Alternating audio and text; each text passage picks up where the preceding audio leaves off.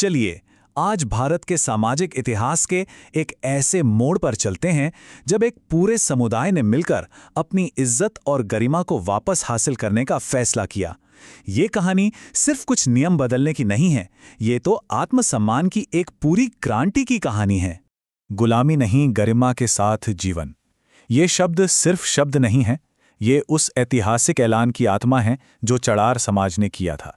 ये एक नारा नहीं था, बल्कि एक नए भविष्य का पक्का इरादा था। आइए इसी में जरा और गहराई से उतरते हैं। कहानी शुरू होती है जून 1983 में। जगह है मध्य प्रदेश का एक छोटा सा गांव तुलसीपार। यहां पर एक ऐसी मीटिंग हुई जिसने एक ऐसी सामाजिक क्रांति की चिंगारी भड़काई जिसकी गूंज आज तक सुनाई देती है। लेकिन सवाल ये है कि आखिर इस क्रांति की नौबत आई ही क्यों? इसे समझने के लिए हमें थोड़ा पीछे जाना होगा।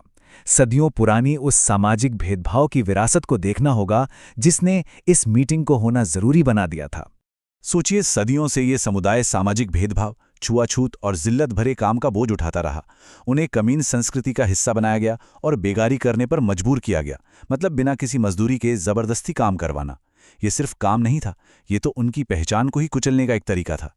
अब ये जो शब्द है ना, कमीन, इसे समझना बहुत जरूरी है। ये एक ऐसा सिस्टम था जिसमें काम के बदले कोई सही तनख्वाह नहीं मिलती थी, बल्कि मिलता था बचा खुचा खाना और अपमान।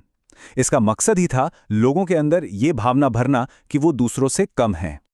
और फिर आया वो ऐतिहासिक मोड़, तुलसीपार की वो आम सभा।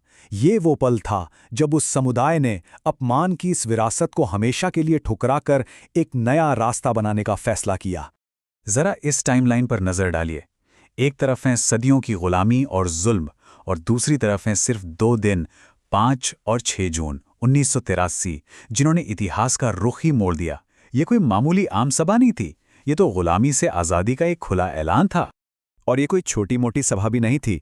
रायसेन, सागर, विदिशा, नरसिंहपुर और भोपाल, मतलब आसपास के कई जिलों से हजारों लोग तुलसीपार के राम जानकी मंदिर के मैदान में इकट्ठा हुए। इससे पता चलता है कि बदलाव की ये आग कितनी जोर से और कितने बड़े पैमाने पर धधक रही थी।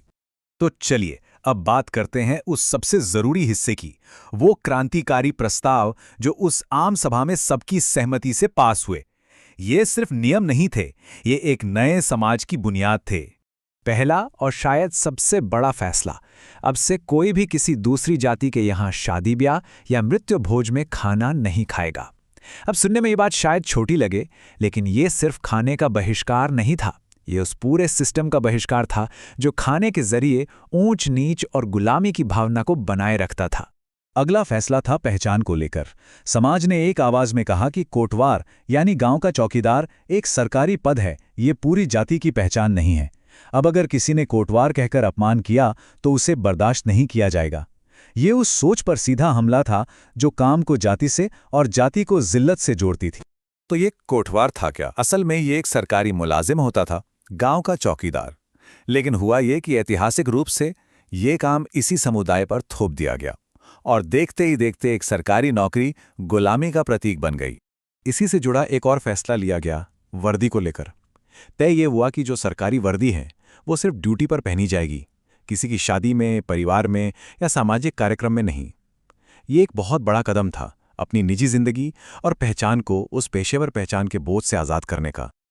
फिर बारी आई निर्भरता की जंजीरों को तोड़ने की। पावन या कलेवा जैसी परंपराएं थीं जिनमें घर घर या खेत खेत जाकर अनाज मांगना पड़ता था। इस प्रथा को पूरी तरह से बंद करने का ऐलान कर दिया गया।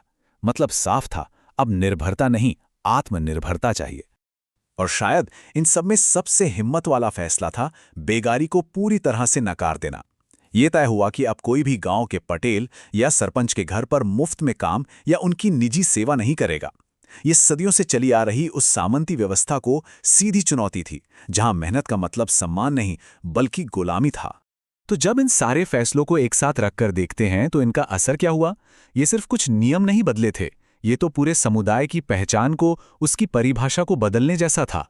तो मतलब ये कोई हवा में लिए गए फैसले नहीं थे, ये एक पूरी सोची समझी रणनीति थी।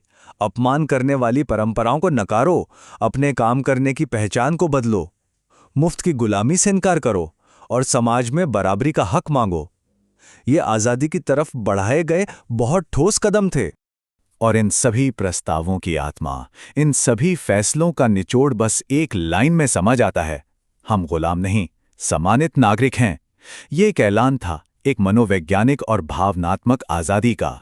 इसीलिए ये बात समझना बहुत जरूरी है कि तुलसी पार का घोषणा पत्र सिर्फ कुछ नियमों की लिस्ट नहीं था। नहीं, ये एक सामाजिक पुनर्जन्म का ऐलान था। अतीत की बेड़ियों को एक झटके में तोड़ फेंकने का एक ऐतिहासिक पल था। आखिर में तुलसी पारी की ये कहानी सिर्फ एक समुदाय या एक गांव की कहानी बनकर नहीं रह जाती। ये तो गरिमा की, इज्जत की एक ऐसी सीख है जो समय और सरहदों से कहीं आगे तक जाती है। अगर इस पूरी लड़ाई को, इस पूरे घोषणा पत्र को एक लाइन में समेटना हो तो वो ये थी: रोटी से पहले इज्जत।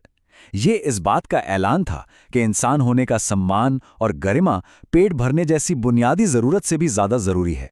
और यही वजह है कि तुलसी पार का वो घोषणा पत्र आज भी हर उस इंसान, हर उस समूह के लिए एक बहुत बड़ी प्रेरणा है जो परंपरा के नाम पर झुका देने वाली व्यवस्थाओं के खिलाफ अपनी गरिमा के लिए लड़ रहा है। ये सामाजिक बदलाव का एक जीता जागता उदाहरण है। तो ये विश्लेषण एक सवाल के साथ खत्म होता है कि परंपरा और आत्मसम्मान के बीच आखिर किसे चुना जाना चाहिए। तुलसी पार ने तो अपना जवाब दे दिया था।